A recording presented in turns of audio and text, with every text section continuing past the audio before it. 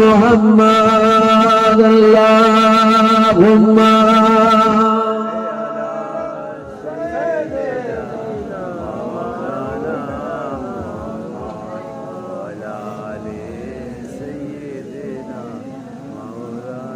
হুজুরের আশেক হন, হুজুরের আশেক হন।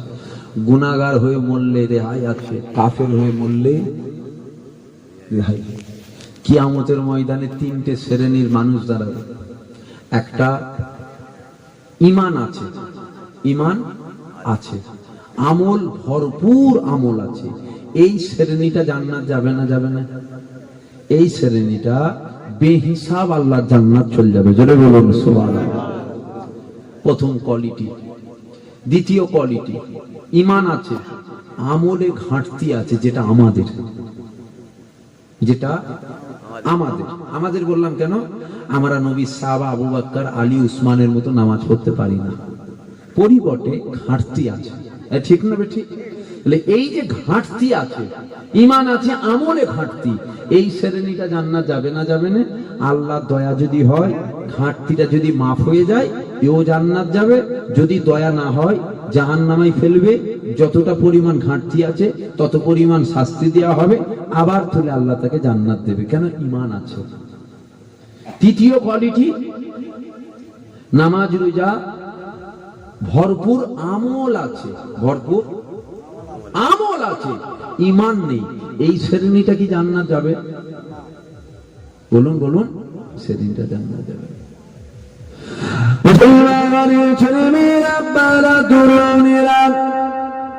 তাহলে আজকে দিনে যদি কেউ করতে করতে বলে নামাজ রোজা তাসবিহ তেলাওয়াত দান খায়রাত হজ যাকাত নিয়ে থাকো, আমার নবী পাককে নিয়ে অত মাতামাতি করার দরকার নাই।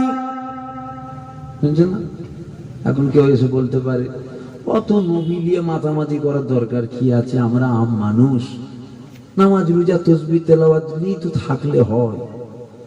পাকা শয়তান এই কথাটা যে বলছে, পাকা শয়তান।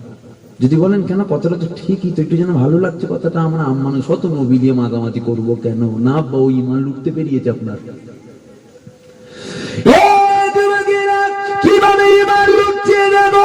যেমন হাদিস শরীফের মধ্যে পাওয়া যায়, কবরের মধ্যে তিনটে প্রশ্ন করা হবে, আমাদের সকলের জানা রয়েছে, কিন্তু তা শোনো, হাদিস শরীফের মধ্যে পাওয়া যায়, কবরের মধ্যে একটা প্রশ্ন করা হবে, তিনটে প্রশ্ন করা হবে, এটা হাদিস পাকের মধ্যে আছে। কিন্তু একটা প্রশ্ন করা হবে, এটাও কিন্তু হাদিস পাকের মধ্যে আছে। বুখারী শরীফের হাদিস বলে নিয়ে যায়, যখন তখন ফি হাযা রাজুল, প্রত্যেকটা মুমিনের কবরে আমার রাসূলুল্লাহ তাশরীফ নিয়ে যাবে, আপনাকে জিজ্ঞাসা করা হবে, উনাকে চেনো? ওনার সম্বন্ধে আকীদা কি ছিল? বাপের কথা বলছি নি, আপনি তো বাপের কথা বলছেন কিন্তু না, বুখারীর হাদিস বললো। কবরে তিনটে প্রশ্ন করা হবে, এটা জানেন হাদিস। একটা প্রশ্ন হবে, এটাও হাদিস। কবরে আপনাকে বলা হচ্ছে না নামাজ পড়েছো, এই প্রশ্ন হচ্ছে না। কবরে প্রশ্ন হচ্ছে, ইনাকে চেনো? এখন যদি বলে নামাজ আছে, রোজা আছে, হজ আছে, যাকাত আছে, তাসবিহ আছে, তেলাওয়াত আছে, দান খায়রাত আছে, ইনাকে চিনিনি, এটা মানুষ হবে? কি বলছেন বলবেন তো? ঠোকনা ঠোকনা মেরে বেঁকিয়ে ফেলবে, দাঁত একটাও গালে থাকবে না, মাড়িতে থাকবে না, সব ফাঁকে বের করে দেবে। কেন? আরে কি নামাজ দেখাচ্ছিস? নামাজের জন্য ইনি নয়, ইনার জন্য নামাজ। আগে বল ইনি কে, তারপরে তোর নামাজ দেখবে। ঠিক না বেঠি? আমি কি আপনাদের নামাজ থেকে দূরে সরাচ্ছি মনে হচ্ছে নাকি? জি না, জি না, এটা ভাবছেন না তো? নামাজ পড়তে হবে আব্বা। ওই তো বললাম, হসপিটালে বেডে শুয়ে থাকলেও ইশারায় নামাজ পড়ো, কিন্তু ঈমান হারা হয়ে নামাজ পড়ে লাভটা কি? নবীটাকে ধরে নামাজ পড়তে হবে তো। নবী বাদ দিয়ে নামাজ পড়ে কি করবেন আপনি? শয়তানের টার্গেট আপনার নামাজ নয়, শয়তানের টার্গেট আপনার নামাজ নয়, শয়তানের টার্গেট আপনার ঈমান। ও যদি আপনার ঈমান লুটে নিতে পারে, আপনাকে শয়তানি বলবে এই রাস্তায় যা, মসজিদটা এইদিকে যায়, মসজিদে যাবার রাস্তাটা এইটা। আরে তুই তো শয়তান রাস্তা দেখাচ্ছিস কেন? তোর তো ঈমান আমি নষ্ট করে দিয়েছি, তুই যত খুশি সেজদা দে না রে বাবা, লাভ নেই। ঠিক না বে? ঠিক। নবী চিনে নামাজ পড়লে তবে ইবাদত হয়, নবী বাদ দিয়ে নামাজ পড়লে কপাল ঠুকা হয়। নবী চিনে দাড়ি রাখলে সুন্নাত হয়, নবী বাদ দিয়ে দাড়ি রাখলে ছাগল দাড়ি হয়। দুটোই দাড়ি, একটা সুন্নাতে রাসূল আর একটা ছাগল দাড়ি। ইমামে আজমকে জিজ্ঞাসা করেছিল, জানেন না? জানেন না? ইহুদি মহিলা, ও ইমাম, তোমার দাড়ির দাম বেশি না ছাগলের দাড়ির দাম বেশি? ইমামে আজম বলছে পরে আসবে, পরে বলবো। ইমামে আজম আল্লাহটাকে সারা দিয়েছে, ইমামে আজমের লাশ নিয়ে যাচ্ছে। ইহুদি মহিলা বলছে কার লাশ? বলছে ইমামে আজমের লাশ। বলছে লাশ দান করা, তোদের ইমাম কথা দিয়েছে বলবে ওর দাড়ির দাম বেশি না আমার ছাগলের দাড়ির দাম বেশি। ইমামে আজম কাফনের ভেতর থেকে বলেছিল, মা তোমার ছাগলের দাড়ির থেকে আমি ইমাম আমার দাড়ির দামটা বেশি। জোরে বলুন সুবহানাল্লাহ। ইহুদি মহিলা বললে এটা আগে বললেন না কেন? বলছে আমি জানতাম না ইমান নিয়ে মরবো নাকি। কি জানতাম না? বলুন বলুন, ইমান নিয়ে মরবো নাকি? আজ আমি ইমান নিয়ে মরতে পেরেছি, তোমার ছাগলের দাড়ির থেকে আমার দাড়ির দামটা বেশি হয়েছে। যদি ইমান না নিয়ে মরতাম, ছাগলের দাড়ির দাম বেশি হতো, আমার দাড়ির দাম বেশি হতো। কড়া কড়া কথা বলে ফেললেই মানুষের খারাপ লেগে যায়। দেখেছো কত বড় কথা, দাড়ি বলছে ছাগলের দাড়ি। হ্যাঁ বাবু, ছাগলের দাড়ি যদি নবী বাদ দিয়ে রাখেন কি করবেন? ও দাড়ি লাভাতে নাকি? কোরআন পড়লে ইবাদত হয়নি? বড় বড় গায়ের খামের বড় বড় মানুষেরা কোরআনকে পড়ছে, কোরআনকে পড়ে রিসার্চ করছে, কোরআন থেকে ভুল বের করবে, রিসার্চ করছে। কোরআন পড়লেই যদি নেকি হতো, সব নেকি হচ্ছে ওদের। পাগড়ি বাঁধলেই যদি সুন্নাতে নবী হতো, তাহলে শিখ পাঞ্জাবিদের মুখে বড় বড় পাগড়ি। জুব্বা বাঁধলেই যদি, জুব্বা পড়লেই যদি সুন্নাত হতো, তাহলে খ্রিস্টানদের চার্চে যারা থাকে বড় বড় জুব্বা পরে থাকবে, সব সুন্নাত পালন করছে। কি বলছেন? ভুল বকছি নাকি? ৭২ দল যে জাহান্নামে যাবে, সব নামাজ থাকবে, রোজা থাকবে, হজ থাকবে, যাকাত থাকবে, তাসবিহ থাকবে, তেলাওয়াত থাকবে, দান থাকবে, খাইরাত থাকবে, সব থাকবে। আল্লাহর নবীর প্রতি তাদের হাইয়া থাকবে না, অর্থাৎ আদব থাকবে না। ওই তো বললাম টুপিওয়ালা দাড়িওয়ালার অভাব নেই, ইমানদারের উপর অভাব। লাখে ১০০ বেরোবে না, লাখে ১০০ বেরোবে না। হুজুরের আশেখর সাউলিউল্লাহ মুহাদ্দিস দেহলভী নাম শুনেছেন আপনারা? সাউলিউল্লাহ মুহাদ্দিস দেহলভী, সারা পৃথিবীতে ওনার কিতাব পড়ানো হয়।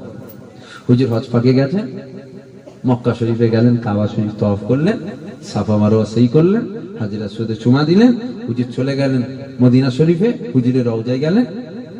মদিনা শরীফে যারা যায়, হজ পাকে যিনারা যায়, সব আসার সময় খেজুর নিয়ে আসে না? খেজুর, খেজুর গ্রামে হাজি সাহেব আছে তো, খুরমা নিয়ে আসে না? যার যেমন হয় অল্প তো দিয়ে আসে খেজুর, খুরমা।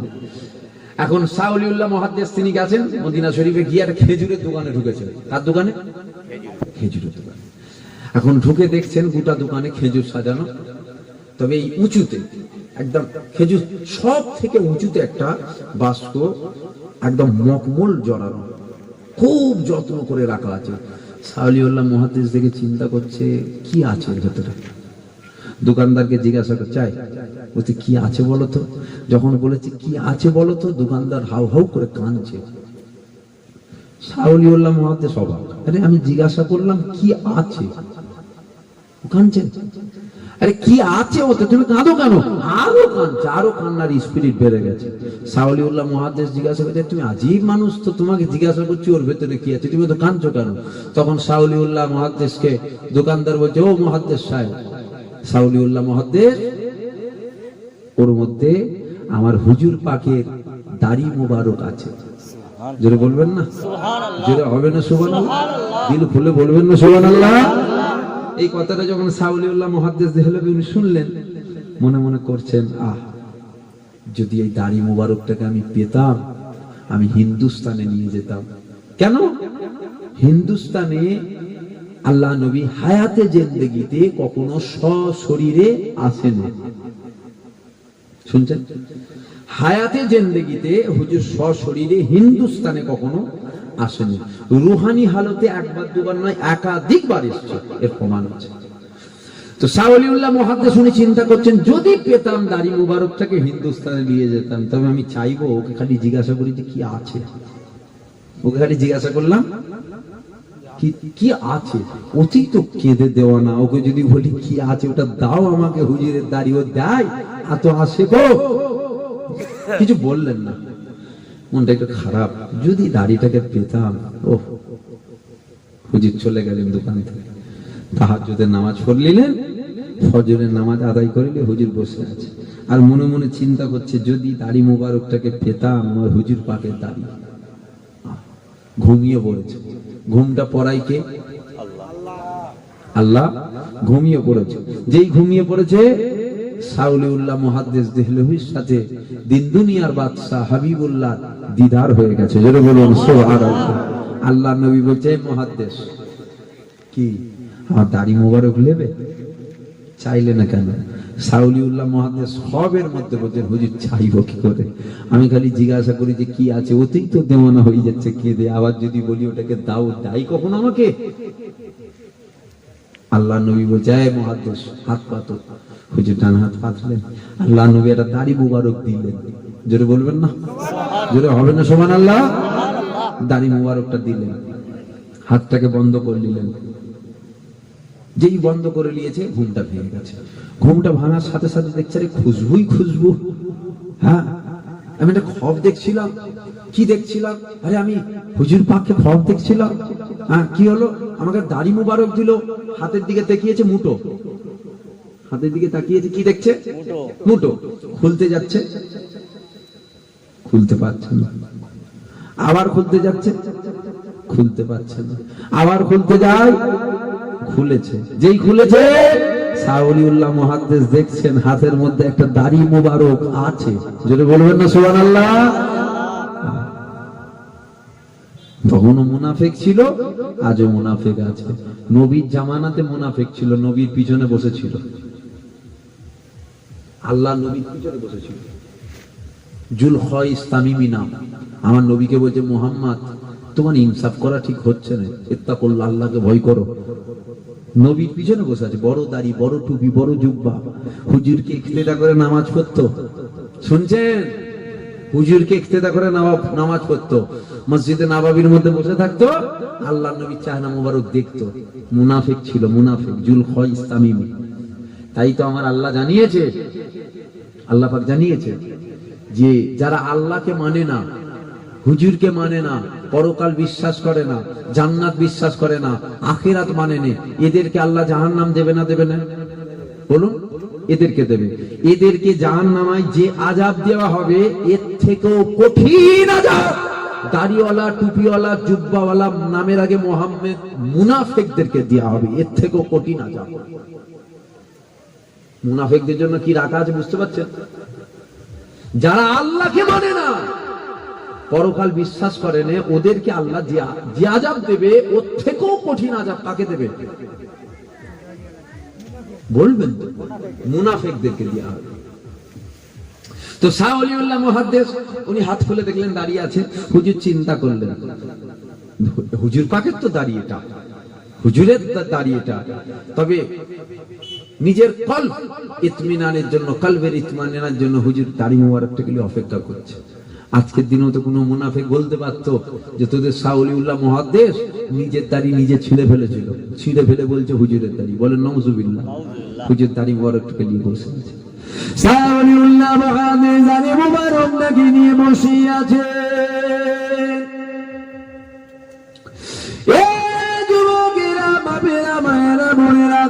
সাউলিউল্লাহ মুহাদ্দিস দাড়ি মুবারকটাকে বসে দাড়ি মুবারকটাকে নিয়ে বসে আছে। অপেক্ষা করছে, অপেক্ষা করছে। কিসের অপেক্ষা করছে? সকালটা কখন হবে? সূর্যটা কখন উঠবে? সকাল কখন হবে?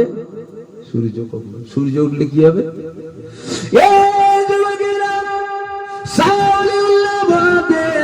এমনি করে অপেক্ষা করার পর সূর্যটা উঠে গেল।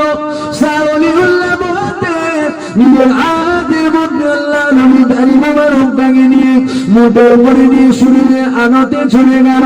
সূর্যের আলোতে গিয়ে নিজের হাতটাকে খুলেছিল।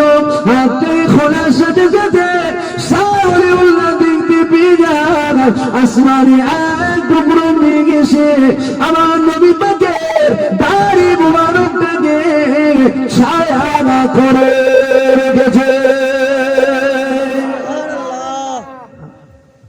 সাউলিউল্লাহ মুহাদ্দিস অপেক্ষা করছে সূর্য